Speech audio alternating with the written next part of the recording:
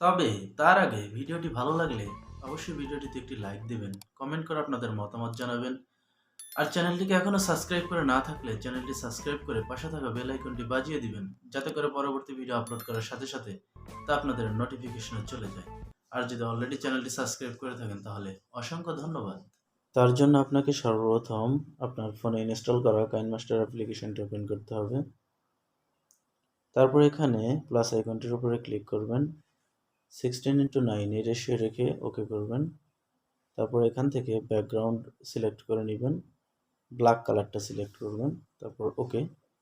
তারপর এটাকে সিলেক্ট রাখা অবস্থায় একটু লম্বা করে দিবেন। তারপর এখান থেকে শুরুতে চলে আসবেন, তারপর লেয়ার অপশনে ক্লিক করবেন, এখান থেকে তারপর টেক্সট এই অপশনটির উপরে ক্লিক করে দিবেন।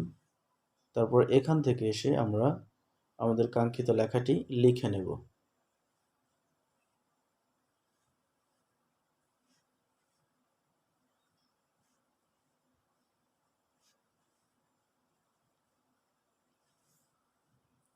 ওকে। তারপর এটাকে একটু টেনে বড় সাইজ করব। তারপর এখান থেকে আমরা ফন্ট একটু চেঞ্জ করে নিব। আপনি চাইলে যে কোনো একটি ফন্ট নিতে পারেন এখান থেকে। তারপর ওকে। তারপর আমরা কালারটা একটু চেঞ্জ করে নিই, এখানে রেড দিয়ে দিচ্ছি, ঠিক আছে। তারপর এটাকে একটু টেনে লম্বা করে দিচ্ছি, ওকে। তারপর এখান থেকে অ্যানিমেশন, ইন অ্যানিমেশন এটার উপরে ক্লিক করে দিয়ে ওয়াইপ রাইট এই অপশনটি সিলেক্ট করে দেব। তারপর এখান থেকে 2 রেশিও এটা রেখে দেব। তারপর এটা ওকে। তারপর আমরা এটাকে একটু ব্যাগে নিয়ে এসে আবার লেয়ার অপশনটির উপরে ক্লিক করব।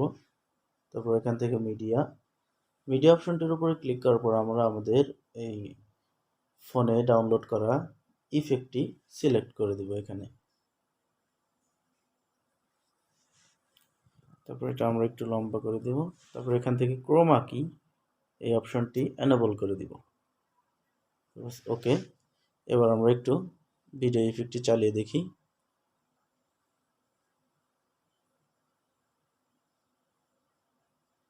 বাস, ওকে। এখন এখান থেকে আমরা চাইলে এক্সপোর্ট অপশন থেকে এক্সপোর্ট করে নিতে পারবো।